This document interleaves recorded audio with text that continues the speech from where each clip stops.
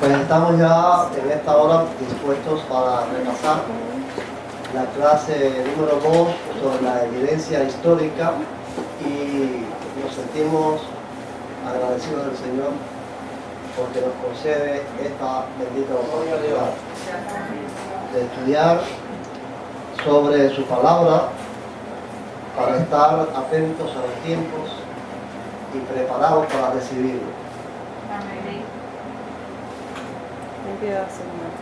Como saben, estamos estudiando la crítica que hacen los judíos mesiánicos al Nuevo Testamento griego y esta clase, la segunda, de la evidencia histórica, pues tiene que ver con la situación de la iglesia de los primeros siglos, con el fin de demostrar la falsedad de la teoría que dice la existencia de una iglesia poderosa, controladora de todo, cuando realmente no era así.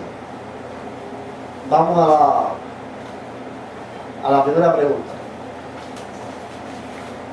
En la clase mencionamos 7 conflictos cristológicos que hubo entre los siglos III al VII. Enlaza cada uno de ellos con el siglo que corresponde. Después marca cuál de ellos estudiaremos más particularmente. A ver, ¿qué es un conflicto cristológico?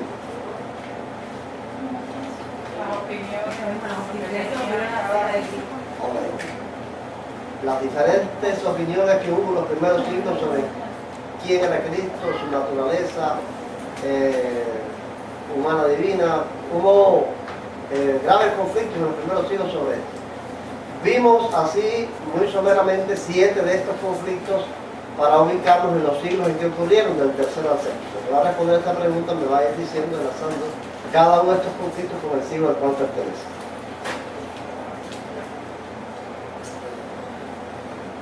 Eduardo, va a responder esta pregunta. El monofisismo, ¿de qué siglo es? Monofisismo del siglo V. ¿Están de acuerdo? El siglo V. El nestorianismo. Quinto. Ok. El monotelismo. Siglo VII. Corresponde al siglo VII. Bien. El arrianismo. Siglo IV. El siglo IV. Apolinarismo. Cuarto. El monarquismo. Monarquismo III. Siglo III. Y el macedonismo. Macedonismo IV. No es de nuestro interés explicar cada uno de estos conflictos, porque el propósito no es estudiarlos, sino hacer ver cómo la iglesia cristiana en los primeros siglos estaba profundamente dividida en muchos temas. Hemos visto nada más que la cristología, pero en muchísimos temas, o sea, demuestra esto que no es una iglesia unida. No era una iglesia homogénea, con una dirección única y con una sola doctrina que velaba hasta para los manuscritos que se escribían. De estos conflictos vamos a ver uno en particular, Eduardo. ¿Cuál es? El arianismo. Muy bien. Vamos a la segunda pregunta.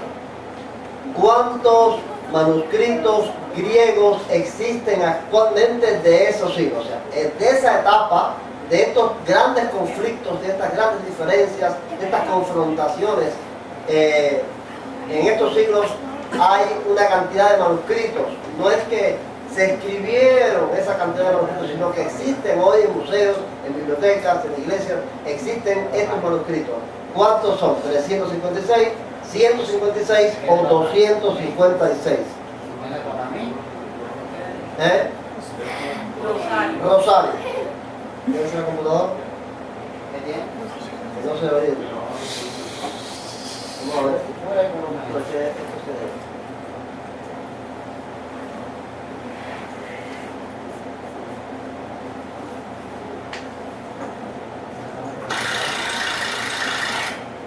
Rosario, vamos a ver Rosario,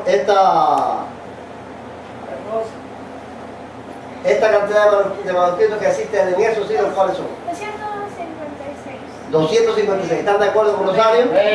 Muy bien, Rosadito. 256 manuscritos. La otra pregunta que tenemos es esta. Termina el siguiente argumento completando las palabras que faltan al final. Yanelis, vamos a ver, Yanelis. Miren este argumento basado precisamente en estos dos datos. Existen 256 manuscritos de esos primeros siglos. Actualmente existen. Donde había 7 tendencias diferentes. Solamente en Cristología había 7 tendencias distintas que se discutían entre los dirigentes de la iglesia de ese tiempo.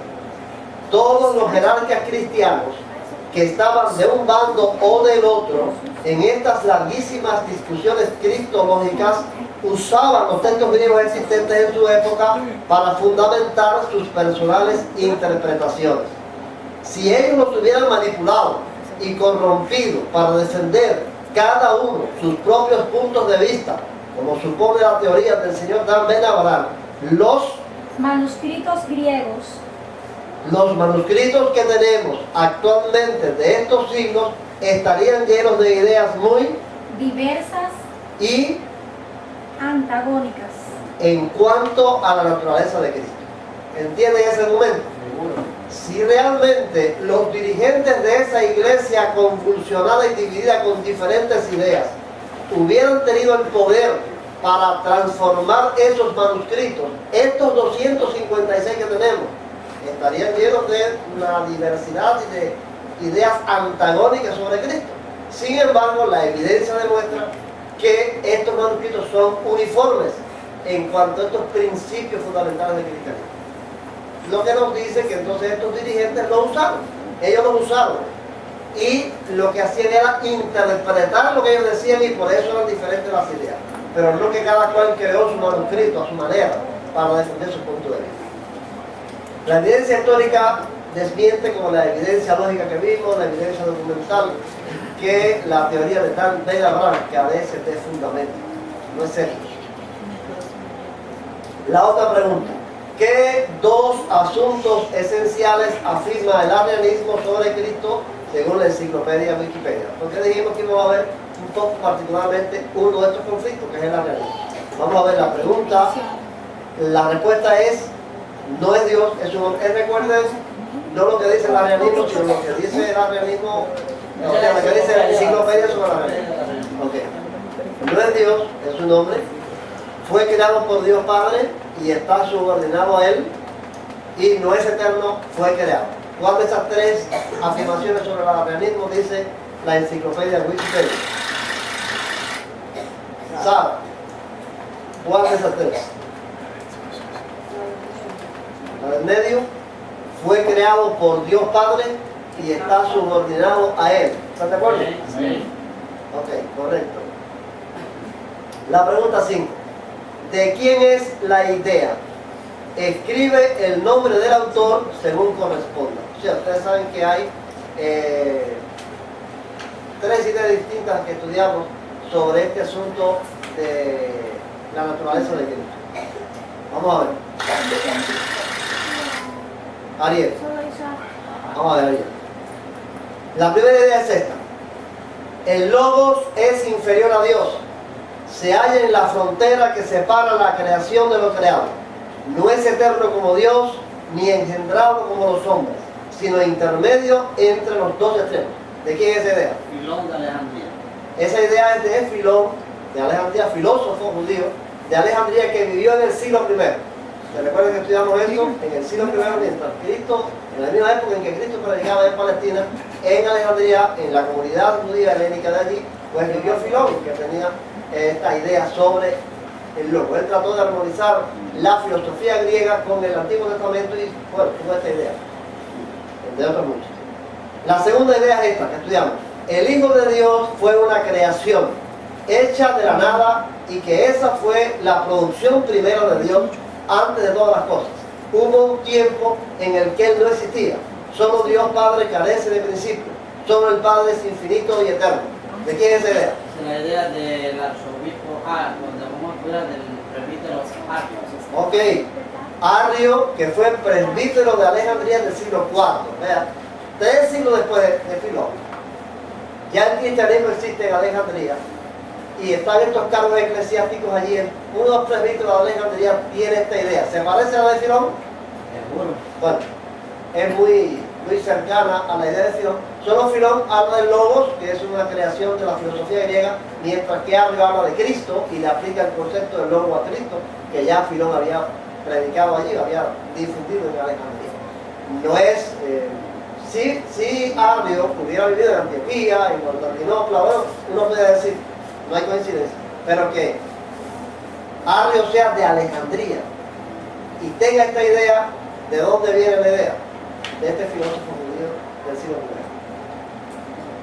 I. La tercera idea que vemos es esta: el Hijo es vástago de Dios, y siendo Hijo del Dios que existe eternamente, Él mismo es eterno. Dios engendra eternamente, porque su naturaleza es perfecta desde siempre. Dios existe desde la eternidad. También existe desde la eternidad lo que es su resplandor, es decir, su logo. ¿De quién es esta idea?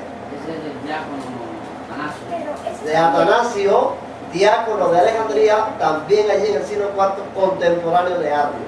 Bueno, esta idea de Arrio y esta idea de Atanasio son conflictivas. ¿Ves? Son dos dirigentes cristianos de ahí de Alejandría. Entran en confrontación porque son dos ideas completamente diferentes. Y este es el conocido conflicto arriano, que tuvo unas serias consecuencias después para el cristianismo. Empezó en el siglo IV. Esto es en el siglo IV. Recuerden, tenemos de esa época, de esta confrontación, 256 manuscritos de estas confrontaciones cristológicas. La otra pregunta dice: ¿cuántos obispos de qué lugares, reunidos en un concilio convocado por Alejandro? ¿Quién es Alejandro? El obispo de Alejandría, que el obispo de Alejandría está de acuerdo con Atanasio, no está de acuerdo con Arrio. Él es el obispo, Atanasio es diácono, Arrio es presbítero, pero él está de acuerdo con Atanasio, no está de acuerdo con Arrio. Entonces este obispo convoca un concilio. ¿Cuántos obispos se reunieron? ¿De qué lugares? Y excomulgan a Arrio y a su parte. ¿Qué cosa es excomulgar? Votar, echar de la iglesia. Estos obispos hacen esto con Arrio y sus partidarios. La primera respuesta es: más de 150 obispos de Egipto y Libia, más de 100 obispos de Egipto y Palestina, o más de 100 obispos de Egipto y de Libia. ¿Cuál de las tres respuestas es la correcta? A. Más de 100 obispos de Egipto y Libia. ¿Están de acuerdo? Sí. Egipto y Libia. Egipto y Libia, Más de 100 obispos de Egipto y Libia. ¿No de Egipto y Palestina? No, de Egipto y Libia. Más de 100 obispos de Egipto. Oh, ya. Más de 100 obispos de Egipto y Libia son convocados por Alejandro en este concilio y expulsan de la iglesia a Arrio y a sus partidarios. Localizar en el mapa escribiendo el nombre cercano a los números. Después marca abajo el lugar hacia donde huyó Arrio y la ciudad a cuyo obispo le envía una declaración de principio. O sea, cuando él los comulga de allí, pues él huye, tiene que huir hacia un lugar. Y desde ese lugar le escribe a otro obispo y a otro lugar. Vamos a ver, a quien le tocaba hacer esta localización en el mapa. ¿Quién? Porque hice lo del mapa, pero la otra creo que... La otra parte era Vamos a ver, dime en el número 1 qué ciudad Roma. es. Esa es la ciudad de Roma. En el número 2, Constantinopla. En el número 3, Nicomedia. Nicomedia, la ciudad de Nicomedia. El número 4, Antioquía. Antioquía. La número 5, Palestina. Y la número 6, Alejandría. Bueno, estas son ciudades de esa época. Recuerdan que Roma, Constantinopla, Antioquía y Alejandría eran 4 ciudades rivales que pretendían la hegemonía sobre el cristianismo. Ahora la otra pregunta es, la otra localización. ¿Hacia qué lugar huyó Arrio cuando lo expulsaron de aquí, de Alejandría? Él está aquí en Alejandría y entonces lo excomulga este concilio y él huye de ahí. ¿Hacia dónde va?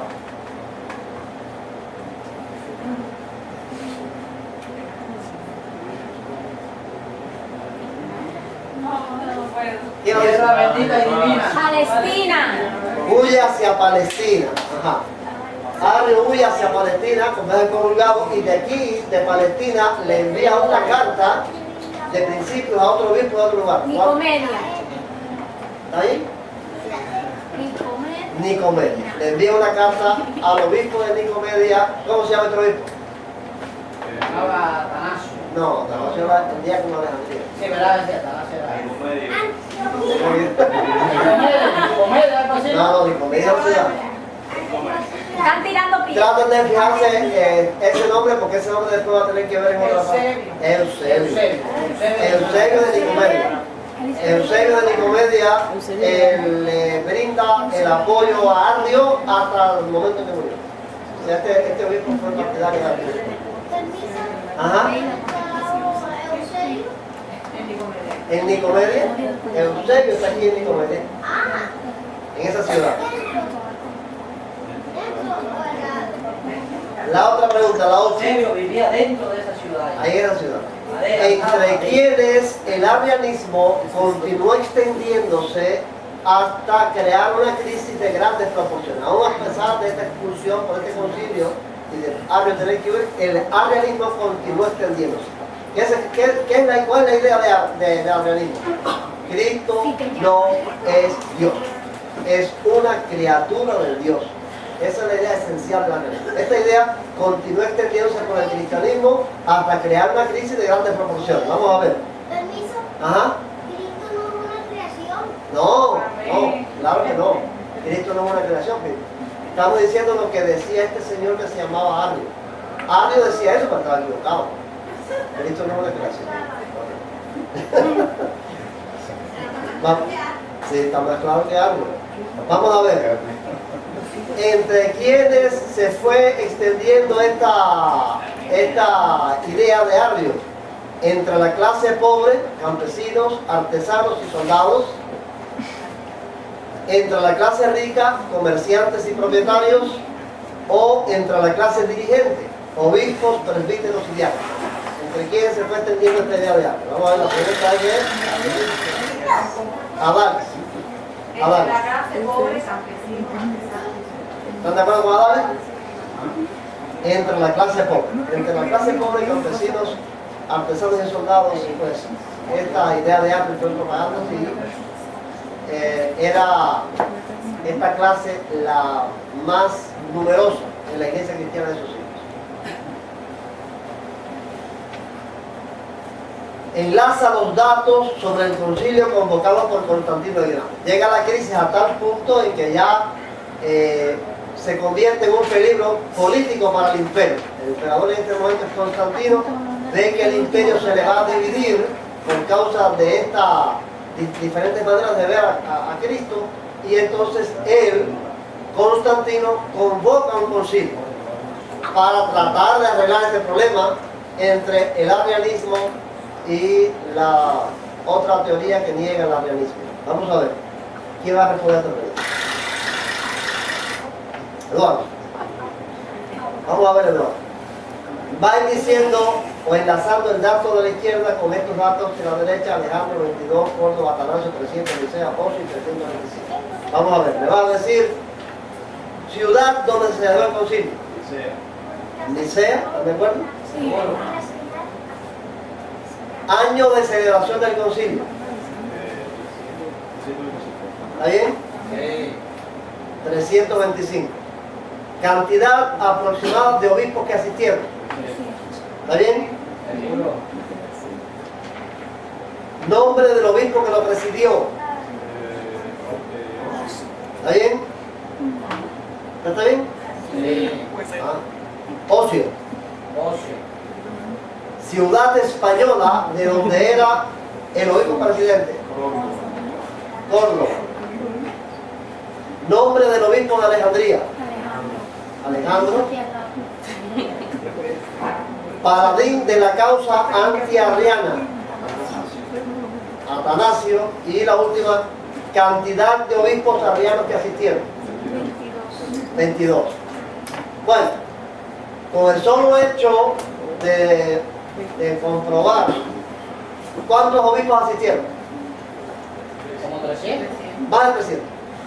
Más de 300 obispos, ahí pusimos la cantidad aproximada. Más de 300 obispos asisten a este concilio. ¿Cuántos son arrianos? 22. Bueno, está perdida la causa arriana. De hecho, ya se ve que está perdida la causa arriana porque solamente 22 obispos arrianos asisten y hay más de 300 obispos asistentes al concilio. Se sabe que la causa arriana está perdida. Vamos a la última pregunta. Completa con las palabras que faltan.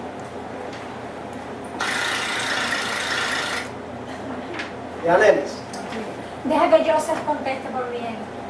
Joseph, Sí. yo puse lo que me respondieron. Él la contestó, lo que la mandó muy tarde. Ah, bueno, es que no me llegó.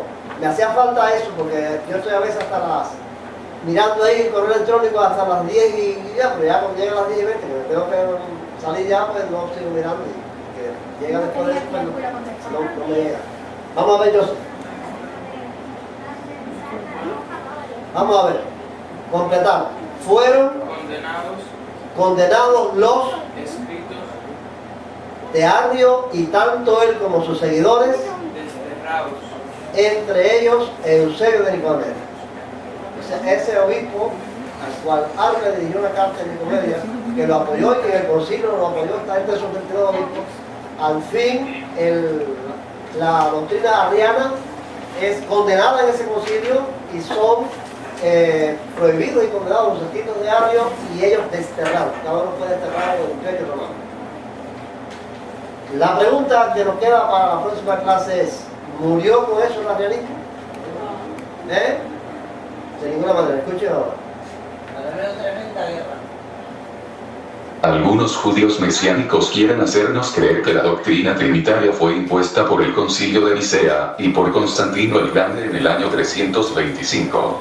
La primera falsedad de esta afirmación mesiánica está en que, en el Concilio de Nicea, no se trató el asunto trinitario, sino solo la naturaleza de Cristo. El dogma trinitario quedó establecido definitivamente en el Concilio de Constantinopla, convocado por el emperador Teodosio el Grande, en el año 381, o sea, 56 años después. La otra falsedad es que el arrianismo no quedó erradicado definitivamente por el Concilio de Nicea. Fue profesado finalmente por el mismo Constantino, defendido y protegido por su hijo Constancio, quien persiguió a los trinitarios, y siguió existiendo durante algunos siglos más, entre los pueblos bárbaros que invadieron el Imperio Romano de Occidente. La verdad de la historia es muy compleja, y muy diferente a como la exponen de manera simplista los rabinos mesiánicos. O sea, yo escucho y vuelvo a escuchar y vuelvo a escuchar y todo el tema de los judíos mesiánicos se centra en que Constantino y el concilio de Nicea cambiaron la historia. A partir de ahí se cambió la historia, se prohibió la creencia en que Cristo es los dioses, se impuso que Cristo es el Hijo de Dios, de ahí era Atanasio, y que se corrompieron los manuscritos para que apareciera eso en la historia del cristianismo. Eso aparece hasta en la película de Dan Brown, o sea, del libro de Dan Brown que se convirtió en una película, El Código Da Vinci. Esa es la idea que hay, pero es una idea simplista, una idea demasiado pueril, demasiado infantil. La historia no fue así, la historia es mucho más compleja. Por eso hemos querido un poco que darnos detalles de la verdadera historia, para que no le hagan una historia que no es, y se crea una historia que no es. En primer lugar, que en el concilio de Nicea no se debatió el asunto trinitario. No fue la Trinidad lo que se estableció allí, el credo niceno no es trinitario.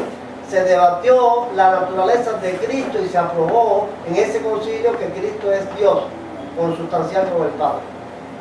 Después, andando los años, 56 años después, debido a que surgió otra teoría, otra doctrina que se llamaron neumatómacos, que son los que niegan, o el macedonismo, como digo aquí, que niegan la divinidad del Espíritu Santo, es que se celebra otro concilio en el 381, ya no es Constantino el emperador, el emperador es Teodosio el Grande, y en ese concilio entonces que se establece el concepto trinitario, donde se dice que Cristo es Dios y que el Espíritu Santo es Dios. Pero eso es 56 años después. ¿Ven? Entonces es falso lo que están diciendo. Ahora bien, La otra falsedad es que el arrianismo quedó erradicado en el concilio de Nicea. No es verdad. El arrianismo siguió existiendo después, aún en vida de Constantino, y eso lo vamos a ver en la próxima clase. Después, en vida de Constantino, Arrio es restablecido. Arrio es perdonado por el mismo Constantino. Eusebio de Nicomedia, el obispo, vuelve otra vez a ser obispo y bautiza a Constantino en la fe arriana. O sea, ya poco antes de morir, Constantino se bautiza como cristiano y se bautiza como arriano. Después de Constantino, los hijos toman el imperio y uno de ellos, que quedó al final como único emperador, Constancio, fue arriano y persiguió a los trinitarios. Desterró a Ocio de Córdoba, quien murió en el destierro. Todo eso pasó, eso es la historia. Ahora, ese Ocio fue el que presidió el concilio. El que presidió el concilio de Nicea fue Ocio de Córdoba. Entonces, claro, él desterró a Ocio, persiguió a Atanasio. Constancio fue un emperador arriano que persiguió a los trinitarios. Entonces, en esa época, ese detalle es importante, ¿por qué? Porque de esa época hay 256 manuscritos. 2 de ellos son de suma importancia, que son los que vamos a ver aquí en la clase.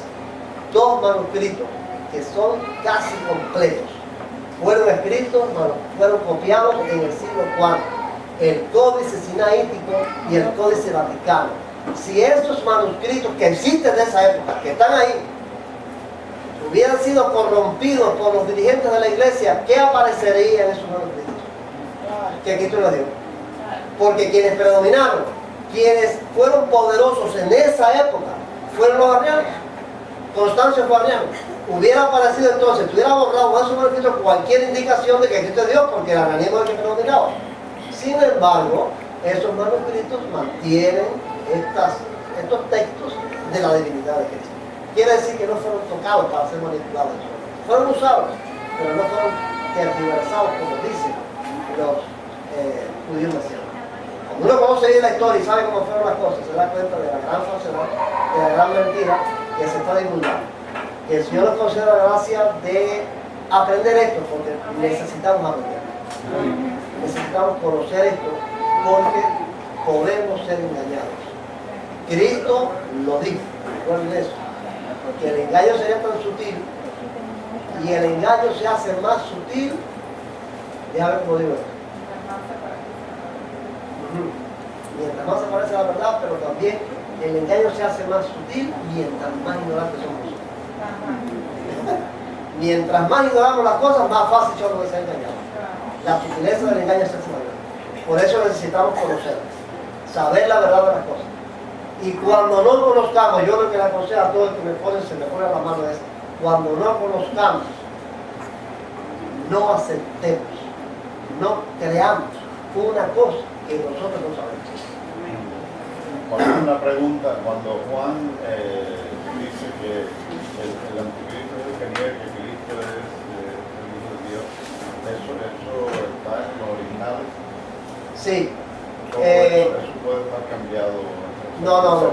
No es que el Hijo de Dios, sino el que niega que Jesucristo ha venido en carne. ¿Por qué? Exacto. Ajá. El que niega, porque antes del arrianismo, la mayor ideología que combatió contra el cristianismo fue otra que se llamó el gnosticismo.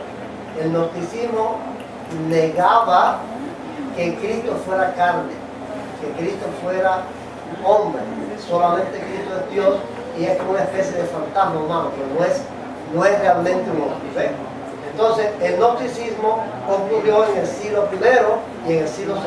Fueron una tendencia muy fuerte que combatió contra el cristianismo. Juan, que es del siglo I, está ya alertado sobre esto. Todo el que niega que Jesucristo ha venido en carne, el tal es el anticristo. O sea, Cristo es Dios, pero también es hombre. Ese era el misterio, donde se fueron a los dos extremos. El gnosticismo dijo, no es hombre, es Dios. El arrianismo dijo, es hombre, no es Dios. ¿Ves?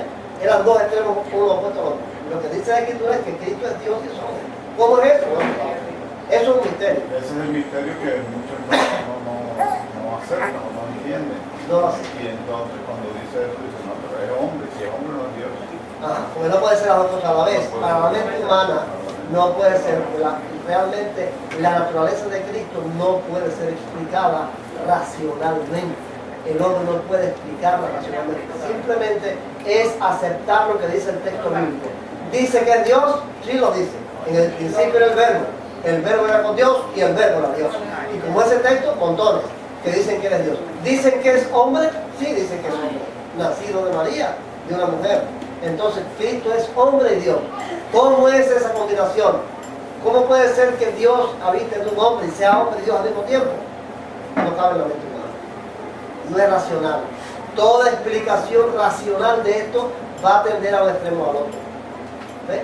Entonces, por eso que se suscitaron todos estos conflictos. Pero eso sí está así allí. Eso sí está en los textos originales. Yo quería dejar este esbozo porque en la clase próxima vamos a tratar este asunto. Cómo en medio de este conflicto terrible del arrianismo se escriben 256 manuscritos, dos de ellos importantísimos por lo amplio que son, porque los otros son fragmentos, pero estos dos códices sinaíticos del Vaticano son casi completos, y cómo ellos contienen lo mismo que contienen manuscritos posteriores. O sea, demuestran que no fueron corregidos, que no fueron falseados. El Señor recibe algo que decir. Y según se dice, fue mandado a hacer por Constantino. Para los conventos, y si Constantino era arriano, ¿por qué no aparece este doctrinario?